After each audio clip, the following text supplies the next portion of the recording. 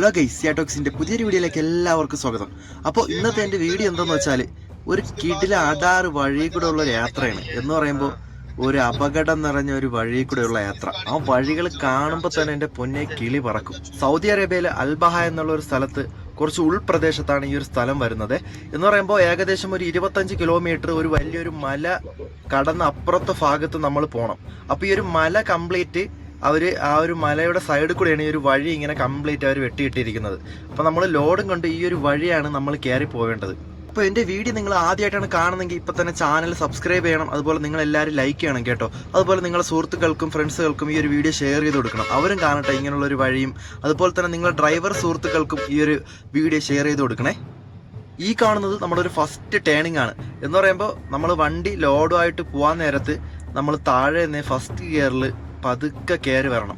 ഇല്ലെങ്കിൽ നമ്മുടെ ആ ഒരു ഫ്രണ്ട് ഡ്രൈവർ സൈഡ് ആ ഒരു പാറക്കല്ലിൽ ഇടിക്കും. അതുപോലെ തന്നെ രണ്ട് ടയറും പിറകിലത്തെ ടയറൊക്കെ അങ്ങ് വെളിയിലോട്ട് കടന്നു പോകും, ഫ്രണ്ടിലോട്ട് കയറിപ്പോവും. പിന്നെ നമുക്ക് അവിടെ വെച്ച് വണ്ടി റിവേഴ്സ് എടുക്കാനോ മറ്റു കാര്യങ്ങൾക്കോ സൗകര്യമൊന്നും കിട്ടാതാവും, വണ്ടി മറിയേണ്ട ഒരു അവസ്ഥ വരും. അതുകൊണ്ട് നമ്മൾ താഴെ നിന്ന് ഫസ്റ്റ് ഗിയറിൽ അഡ്ജസ്റ്റ് ചെയ്ത് പതുക്കെ കയറി വേണം ആ ഒരു ഭാഗത്ത്, ആ ഒരു വലിയൊരു ടേൺ വളവിൻ്റെ അവിടെ നമ്മൾ വരാനുള്ളത്.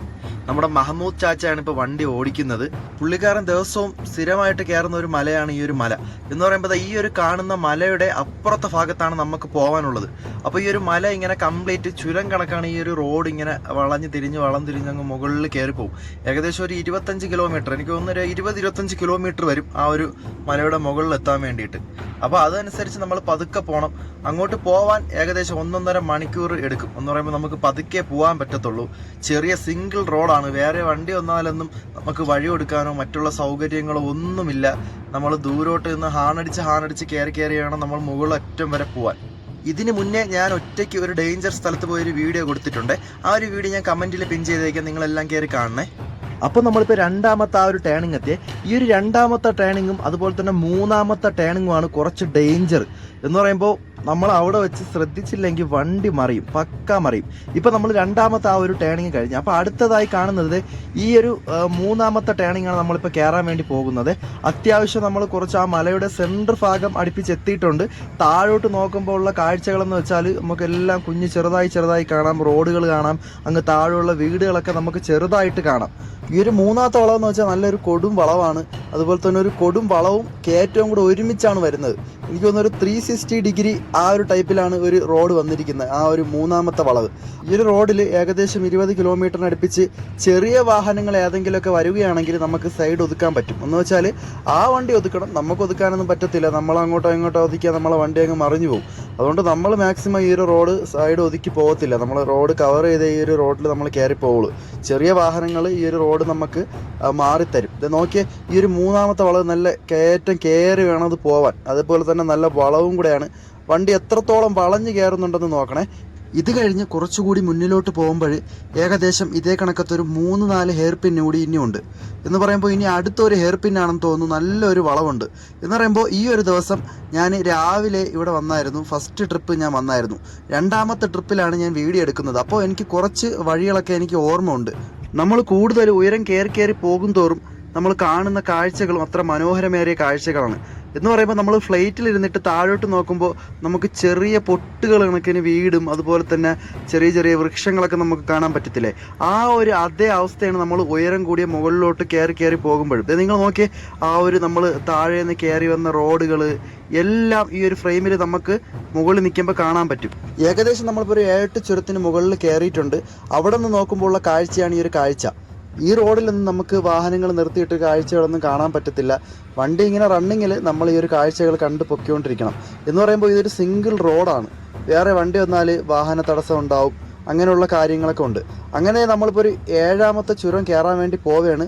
നമ്മൾ ആ കാണുന്ന താഴ്ഭാഗത്തു നിന്നുള്ള റോഡിൽ നിന്നാണ് കയറി ഇങ്ങ് വന്നത്. ഇത് നോക്കിയേ, നമ്മളൊരു ഫ്ലൈറ്റിലിരിക്കുന്ന ആ ഒരു എക്സ്പ്രഷനാണ് നമുക്ക് ഈ ഒരു വാഹനത്തിൽ ഈ ഒരു ചുരം കയറുമ്പോൾ ഉണ്ടാവുന്നത്. ഇത് 7ാമത്തെ ചുരമാണ്. ഇത് ഇത്തിരി റിസ്ക് പിടിച്ച ചുരമാണ്. നല്ലൊരു 360 ഡിഗ്രിയിലാണ് വണ്ടി വളഞ്ഞ് കയറുന്നത്. നമ്മുടെ മഹമ്മൂദ് ചാച്ച കിടിലായിട്ടാണ് വണ്ടി ഡ്രൈവ് ചെയ്യുന്നത്. എന്ന് പറയുമ്പോൾ പുള്ളി സ്ഥിരമായിട്ട് വരുന്ന വഴിയാണ്. അപ്പോൾ പുള്ളിക്കാരൻ അറിയാം എവിടെ വണ്ടി വളയ്ക്കണം, ഏത് ഭാഗത്തെത്തുമ്പോൾ വണ്ടി തിരിക്കണം, അങ്ങനെയുള്ള കാര്യങ്ങളൊക്കെ നമ്മൾ ഓട്ടോമാറ്റിക്കലി നമ്മൾ കുറച്ച് ദിവസം ഒരു വഴി വരുമ്പോൾ നമ്മളെല്ലാം പഠിക്കും. ഇതിപ്പോൾ നമ്മൾ അവസാനത്തെ ആ ഒരു ഹെയർ പിന്നാണ് കയറാൻ വേണ്ടി പോകുന്നത്. എന്ന് പറയുമ്പം അത്യാവശ്യം നോർമൽ ഒരു രീതിയിലുള്ള ഹെയർ പിന്നാണ്. പക്ഷേ ഇപ്പോൾ നമ്മൾ നിൽക്കുന്നത് നല്ല ഉയരത്തിലാണ് ഇപ്പോൾ നമ്മൾ നിൽക്കുന്നത്.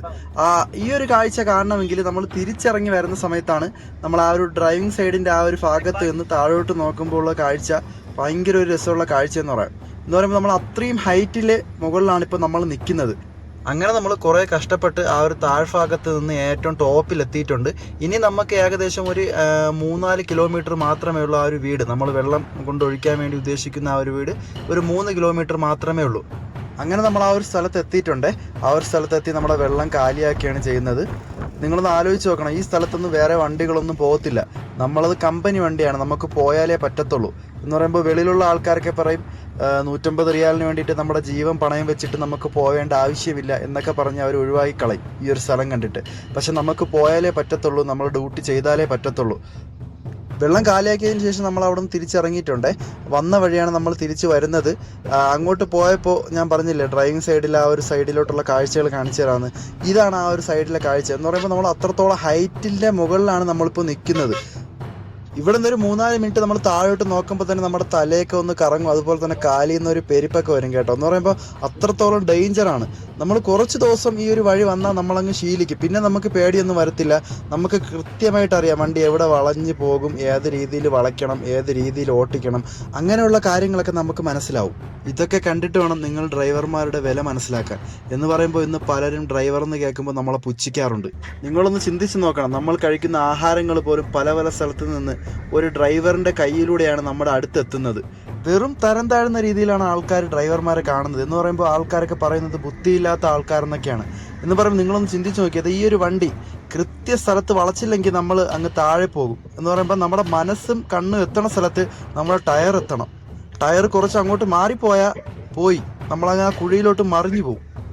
അത്രത്തോളം പല കാര്യങ്ങളും കാൽക്കുലേറ്റ് ചെയ്ത് വണ്ടി ഓടിക്കുന്ന ഈ ആൾക്കാരെയാണ് നിങ്ങൾ മന്ദബുദ്ധികളെന്നും ബുദ്ധിയില്ലാത്ത ആൾക്കാരെന്ന് പറയുന്നത്. ഓക്കെ, ആ വിഷയങ്ങളൊക്കെ അവിടെ നിൽക്കട്ടെ, നമുക്ക് നമ്മുടെ കാര്യത്തിലേക്ക് കറങ്ങി വരാം. എന്ന് പറയുമ്പോൾ നമ്മൾ അവസാനം ആ ഒരു ചുരം ഇറങ്ങി പോവുകയാണ്. നമ്മൾ അവസാന ഭാഗം എത്താറായിട്ടുണ്ട്. നിങ്ങൾക്ക് നോക്കിയാൽ കാണാം ആ ഒരു റോഡ് മോഡൽ ഷേപ്പിലാണ് നിൽക്കുന്നത്. എന്ന് പറയുമ്പോൾ നമ്മൾ ആ ഒരു വളവ് വളയുമ്പോൾ ആ ഒരു കല്ല് കെട്ടിൽ നമ്മളെ വണ്ടി തട്ടിയില്ല അങ്ങനെ ഒരു ഷേപ്പിലാണ് പോകുന്നത്. എന്ന് പറഞ്ഞാൽ കുറച്ച് അങ്ങോട്ടോ ഇങ്ങോട്ടോ പോയാൽ നമ്മുടെ വണ്ടി അവിടെ കല്ലിൽ ഇടിച്ച് നിൽക്കും. ആ ഒരു അവസ്ഥയാണ്. അപ്പോൾ ഇന്നത്തെ എൻ്റെ വീഡിയോ ഇത്രയേ ഉള്ളൂ. ഇഷ്ടപ്പെട്ടാൽ ലൈക്ക് ചെയ്യുക, അതുപോലെ നിങ്ങളുടെ സുഹൃത്തുക്കൾക്ക് ഷെയർ ചെയ്തെടുക്കുക. എൻ്റെ ചാനൽ നിങ്ങൾ ആദ്യമായിട്ടാണ് കാണുന്നതെങ്കിൽ ഇപ്പം തന്നെ ഒന്ന് സബ്സ്ക്രൈബ് ചെയ്തേക്കണേ. അപ്പോൾ അടുത്തൊരു കിടിലൻ വീഡിയോ ആയി വരുന്നവരെ ബൈ ഫ്രം സിയ.